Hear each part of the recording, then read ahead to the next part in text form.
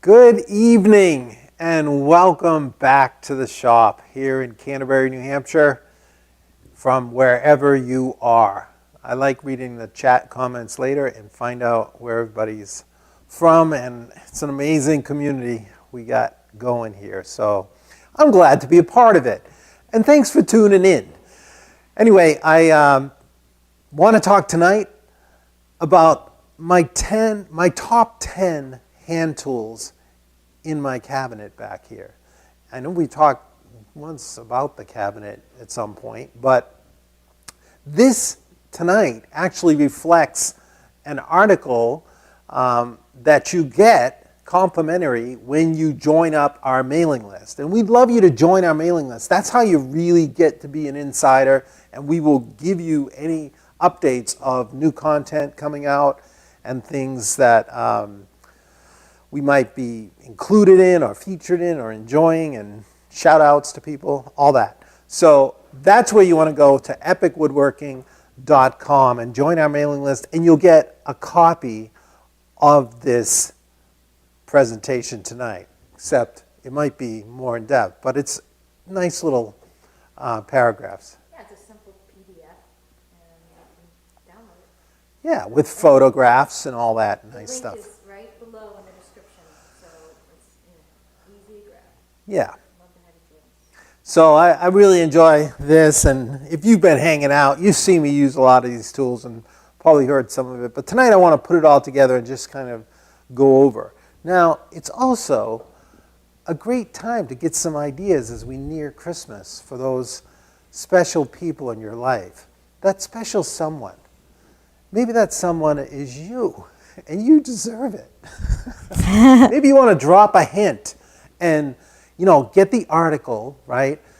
Then print it out and circle the things and just casually leave it somewhere, on a table or somewhere, just accidentally, and say, man, would I love this? Just little notes like, wow, saving up for this one, stuff like that.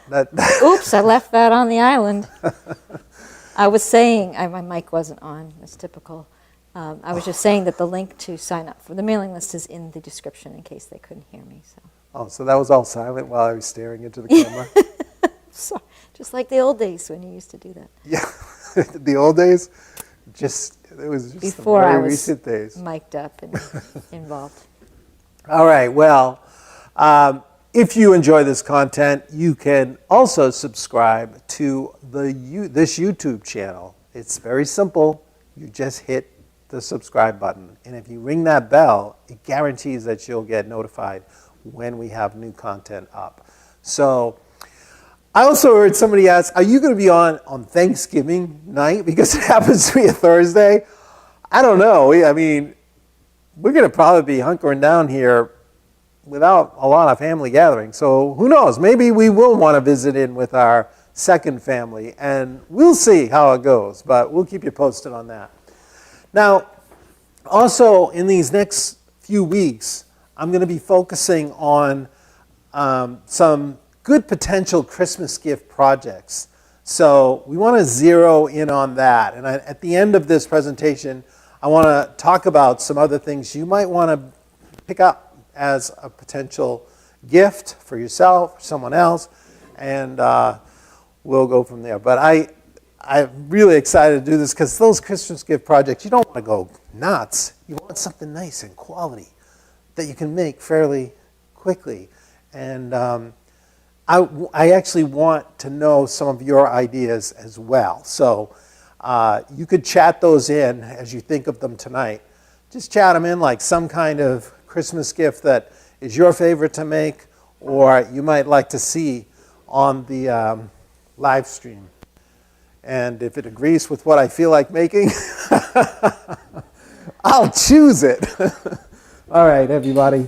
So let's get started. Now, these are my top 10 tools. It's actually sort of a baker's dozen because I couldn't stop at 10. I'll throw in a couple extras. And they're in no particular order of my favorites. They all have their strengths. And they're all in this tool cabinet back here because when I built this tool cabinet, I built it to put tools that I use a lot. And there's very few in here that I don't use a lot. Just these right here, I don't use these a lot. And then these over here. And these, no, I'm just kidding. I do use just about everything, but I decided when I built this cabinet to not load it up with everything I have in the drawers or everything, but this is sort of like the everyday almost, the starting lineup of the tools that you have. They're really the essential tools to do nice handwork. So if you're just starting out, you can just kind of collect these things as you go. And one cool thing is you do not have to buy brand new. You've got unbelievable options today with Marketplace on Facebook, with Craigslist, of course, but eBay and flea markets are still out there. And those are some of the most fun places to go. If you have a flea market in your area that sells old tools, that's a good thing to share with others who you might know in your region. You can find these things out through guilds in your area. Like there's lots of great woodworking guilds. And pass it along because, go with a friend and take in a morning. It's really fun to check out old tools. And I know that sounds funny to some people. Really fun to go look at old tools, Fred. Yeah, this is a big time. Can we stop for a donut on the way? Oh no, that's too much excitement for one day. Yep, No. too much. But anyway, it is fun because you're looking at, when I look at old tools, I just feel the antiquity and it's almost like they're embedded with memories and of fine work and a craftsman, getting super frustrated and ready to throw that tool. No, I'm just kidding. No, doing that romantic cut and this beautiful, beautiful, precise work that has lasted for generations. That kind of stuff. With a little frustration here and there, but we don't pay attention to that. All right, so Just part of it. what I want to talk about first is just the planes. Now I've got assortment of planes here, but my favorite one is the number 5. If you're starting out, you probably want a mid-range standard plane, standard bench plane, which the iron is set at 45 degrees. And it'd be one of these two is really what I suggest for your first one, a number 4 or a number 5. Now these are old tools. These were picked up at flea markets. Some of them were passed along to me by different people. This one was restored recently. Thank you very much, Dave, for fixing that knob. Dave's a good friend, and he noticed that my knob was broken during one of these live streams. And he came by and picked it up, and he's got a nice supply of old Stanley knobs, and he replaced it with the appropriate one, of course. And anyway, this number 5 is super sweet. It's a mid-body, so it's not super heavy. It's easy to tune up. It's got the original Stanley iron in it.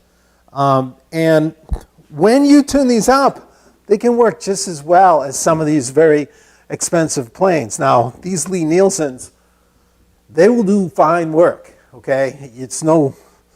But I'm just showing this because I want to show kind of the average market and how well these can work. Let me just throw a piece of pine in here.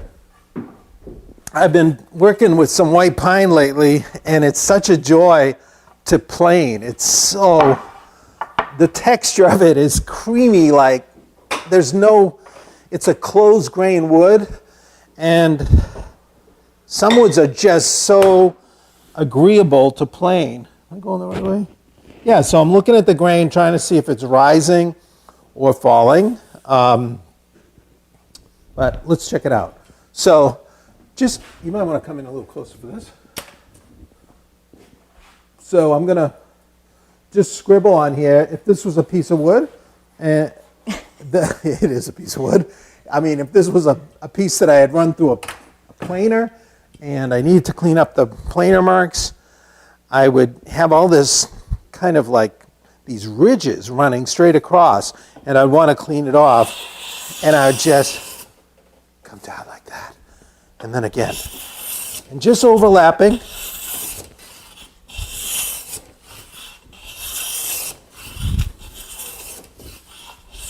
what a joy to use a plane like this when it's tuned up and you're getting these sweet shavings, really sweet, and the wood is just glistening.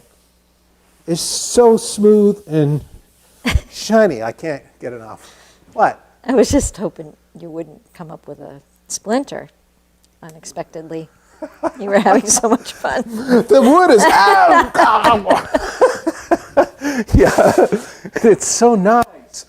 No, it is a pleasure to have a nice plane. So the beauty of a number 5 is it doesn't take a long time to start working. The longer the sole of the plane, the more it wants to completely flatten the surface. So if you have a shorter sole plane, like a number 4, even if your surface is slightly out of flat, it doesn't really matter that much. You know, like it will follow those gentle contours and it'll actually skim the surface faster than a longer soled plane, which is only going to hit once it flattens everything to this length. So that's why we're plane. But the nice thing about a little longer body is that it's a better truing plane for shooting an edge true. So like drawer runners or a longer edge that you need to really straighten. And especially like this one that was my grandfather's is a number 7. That will true. What are you looking at?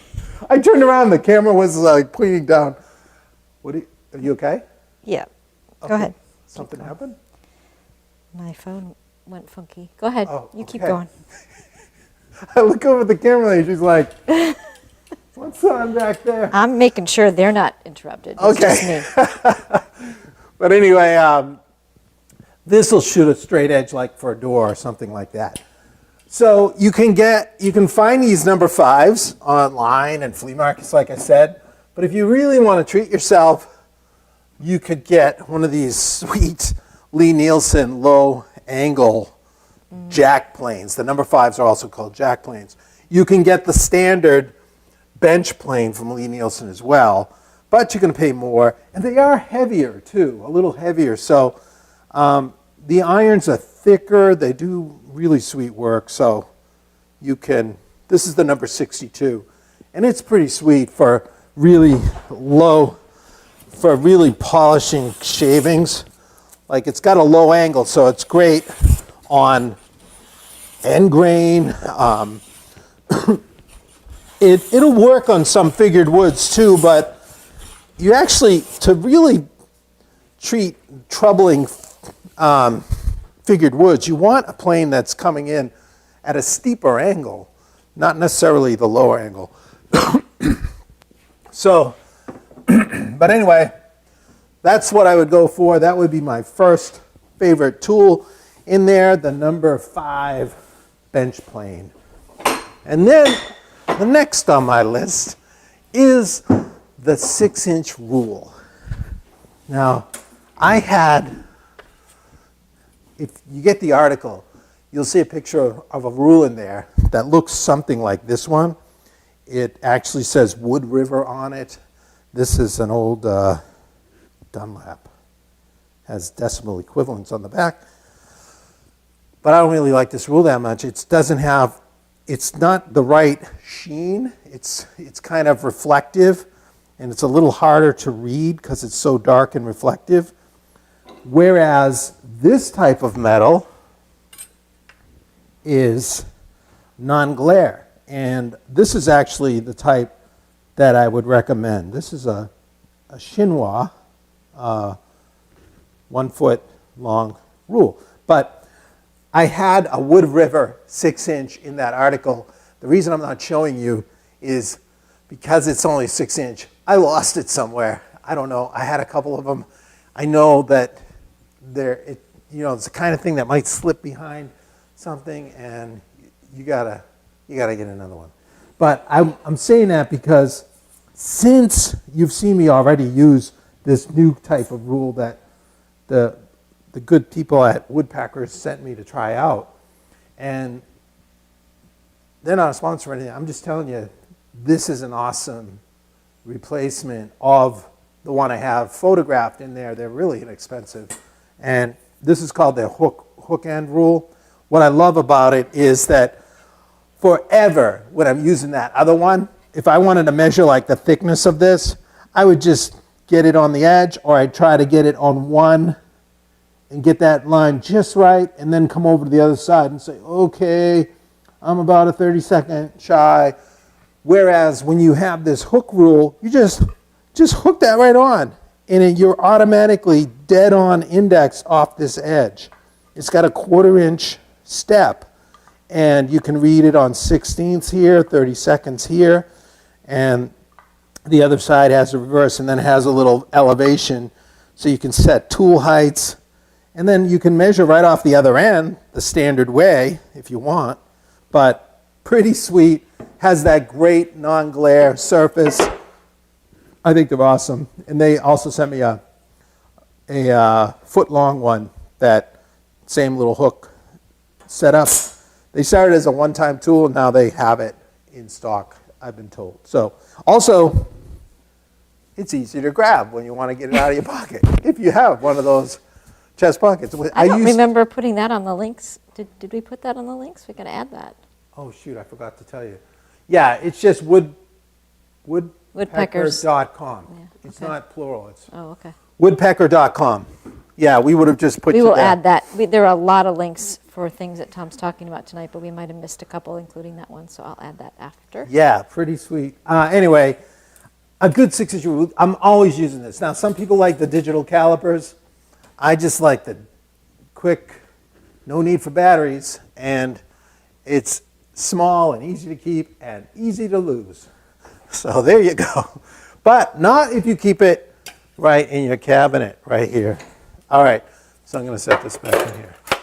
By the way, if you're looking at this and you're jealous of my tool cabinet, you can build one just like it, because I actually made plans and drawings, full-size drawings of one that's just slightly smaller than this. That if you're new to this channel, check out epicwoodworking.com. We have a lot of plans and video companion projects if you do want to build. Online course for building that piece, step by step with Tom. Right. Now the next one is something, is probably pound for pound the most valuable tool that you'll have. It's like less than $10, around that. I think it is still less. You can get a card scraper like this. And a card scraper, it's one of the oldest tools. It's a piece of metal that has the right softness that you can push a little burr of steel. And there's a method to doing this that I've done other videos with. That little burr of steel becomes a hook along that edge. And then you do the same along this edge, and you get another hook on 4 edges. So when you tune it up, you sharpen actually 4 cutting edges. So it's good for a little while. But because it's softer metal, it doesn't hang in there all that long. But no worries, it's easy to sharpen it again. And I usually keep a few in here. This is one that I've had for a little while. It's not a special narrow one. It actually started out wider than this one. And with the sharpening, it just gets smaller and smaller. And since it feels like the sharpest one in my bunch, I'm going to use it to just show you how they work when they're sharp. If you want to see a video on this, I think we should probably link to that too. We have one of, it's sharpening a card scraper, right? Sharpening using a card scraper. All right, check this out. This is, oh man, look at that. This is a piece of walnut. Look at that thing. It's so beautiful, like curly and wavy down in here. I'm not even sure what. I think this is kind of like where a branch was going out. It's not necessarily crotch figure. It's almost like a quilted figure, or a curly type of, it could be what's called compression figure, where the tree is growing and there's so much weight and compression in that area that it creates a kind of disturbance and waviness in the grain. You see it a lot in the trunks of trees where those roots come out right at the bottom of the tree. You'll notice sometimes you'll see the curl telegraphing through the bark, And it doesn't mean that's an entirely curly tree, figure-wise, but that could just be compression figure. So I've got a beautiful example of it here. It's notoriously challenging to plane without tearing out. I'm going to put it, let's see if I can get the right grain. Okay, so the grain seems to be rising this way, almost like fur on a dog or something. The grain's coming out this way. If I run my hand this way, I'm going to lift those fibers or go against the grain. If I run my hand this way, I'm going to be smoothing them down, which is friendly to the grain or going with the grain. So I want to orient it into the vise with that direction so I don't tear up that grain or irritate that dog. All right, so I'm going to get it in my bench. Dogs seem to be suddenly a theme. And I'm going to, first I'm going to just hit it with the plane and see if this tears up much. It is curly. Yeah, so, well, it's planing. Not too bad, but I can feel the resistance. But man, that's beautiful wood. Now, if I do get little tears, I can come along with the card scraper. Now, the card scraper does not cut with the same action of a hand plane. It actually doesn't create a true slice shaving. It works with a kind of compression, like I'm leaning it forward until that burr hooks on there, and then I push, and I create a shaving. But see how it is? It's a very wispy, thin shaving, but it's created more with that mini hook it's kind of curling and compressing the figure. So it's not as clear after I pass over that freshly planed surface. It gets kind of foggy. But the beauty of this is it won't tear out the material. So it's a wonderful way to save time sanding and to remove any little defects or depressions or to work around wild grain. So kind of like this. And it cuts beautifully. You get these sweet little shavings, and you can come toward yourself. Let me get these out of the way. If you're leaning, what I'm doing is I'm flexing it slightly so I don't dig these corners, and I'm finding right where it feels like it's hooking, I'm getting the most resistance. That's the correct angle for the burr. And then I just push. I can push. If you want to get sideways, get funky with it, you can do that too. So it works really sweet to clean up wild figure. Also, it blends surfaces coming in at right angles. You can very lightly come in. What else? There's so many times where a rail meets a table leg and it's a flush fit. You need to blend that. It's so much better to do it first with this before you try to go in with a little orbital or palm sander or something like that. So that is a wonderful tool, very inexpensive. You can get sets of them. They come in all different shapes, but the straight one is all you need. I got one of these from Lee Valley. They have beautiful card scrapers. And also you'll find the Sandvik is a good brand, but I haven't found, I think those two are probably the tops. I don't know if Nielsen, someone will have to remind me, do they? I think they do sell them, but I don't have theirs, so I don't really know. I'm sure they're fine. I'm sure they're fine. Hey, I have a couple questions there. Is it a good Sure. time for? Yeah, sure. Before you get too far. Why don't you wear an apron? Steve is asking. Yeah, Steve, that's a good question. I was going to talk about that, but I actually have worn aprons for years. I wore, actually starting out, I used to wear an apron all the time. Then I got leather ones. And I don't know, I just stopped when I started actually doing the TV show and stuff like that. It was like, they were like, no, we don't want you wearing an apron. I'm like, well, okay. For some reason, it wasn't a look that they were into. And yeah, I stopped wearing it, but I really probably, I think I will get one. You know, back when I was looking for aprons, there weren't a lot of people making nice ones. It was hard to come by. I went through several leather ones. Some were suede, some were real, some were cloth, but the leather ones I liked because they lasted longer, but they were hot in the summer in North Carolina too. They could get warm. But nowadays, there are some companies making some beautiful aprons. Artifacts bags, artifacts. It's Artie. Sorry. Spell that O-T-T-E-R? Yeah, it's my Lowell accent. Artifacts bags.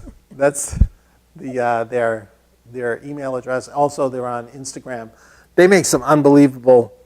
Actually, the camera lady is secretly also a bag lady, and if she goes on that site, she's going to be. I have to steer clear. Coveting those bags.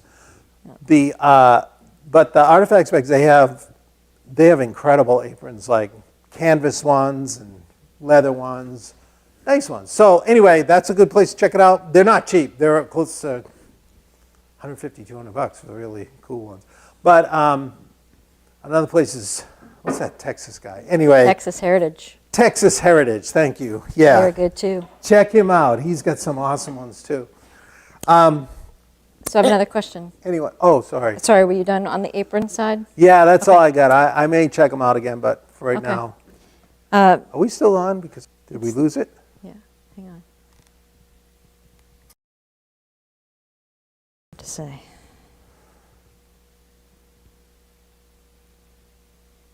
All right, we're back, right? We're back. All right, sorry we Okay. lost you for a second. I don't know, where did we lose you?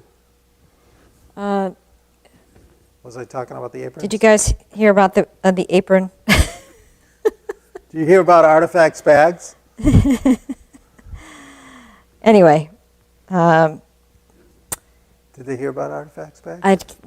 yes, we did, Rick says. Oh, good. Okay, good. Okay. Rick, thank you. All right, thank you very So much. the next question is from Michelle, and she's asking how important you think a shoulder plane is, that they're considering getting a medium Veritas shoulder plane. She's curious what your thoughts would be on that. Shoulder planes are really nice to have, but they are more of a special use plane, where the bench planes are more about surfaces, which are way more common to be concerned with. The shoulder plane, I just have this small one. I've often thought I may like a larger one. There's some really beautiful ones out there. But these are really handy to tune up, well, shoulders. It's either usually when I'm doing mortise and tenon work, just to thin up the tenon or to actually cut across the grain of the shoulder. That's why it's technically a low angle plane. The blade is it's really low. I think it's a 20 or less. And at that angle, it's made to shear end grain, which is what you're usually cutting on a shoulder of a tenon. So they're sweet to have, but they're not as common. I think if I was going to buy one, I'm going to show you another plane that, if you don't have it yet, you might want to get before this. And I'm going to talk about that in a minute. I'll come back to it. But they are really nice to have. I'm just saying, if you were going to be filling out your set, there's sort of an order of really higher use, so go with that. So is that it? That is all I have for now. Good question, though. All right, so the next one is the bevel gauge. I'm not going to demonstrate a lot with this, but I have shown this when we've made chairs and other projects that had angles included.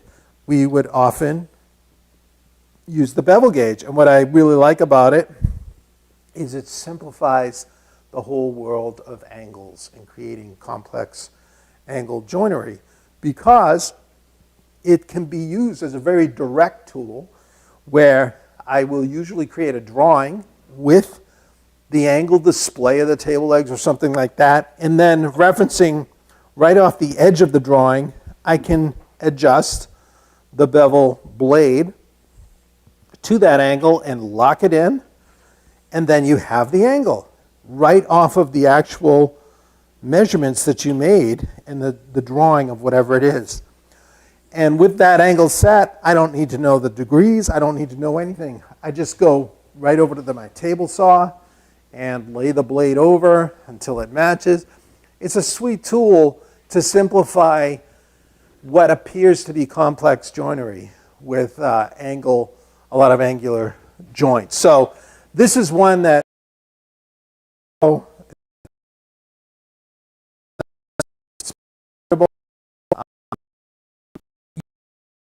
make sure everything. There are extremely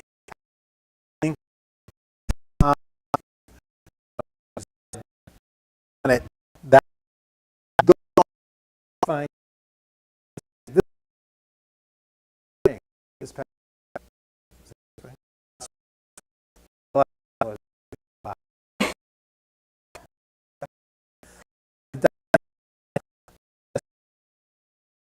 on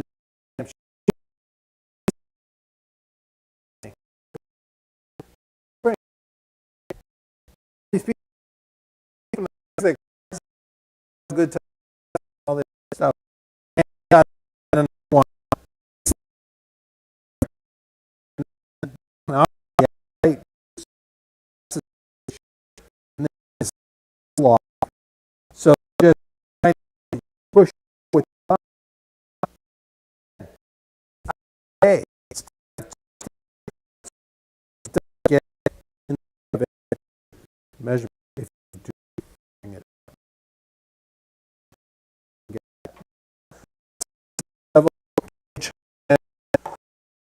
Not of course, talk we just say benches are like I have another set over here which is almost very, but flat chisels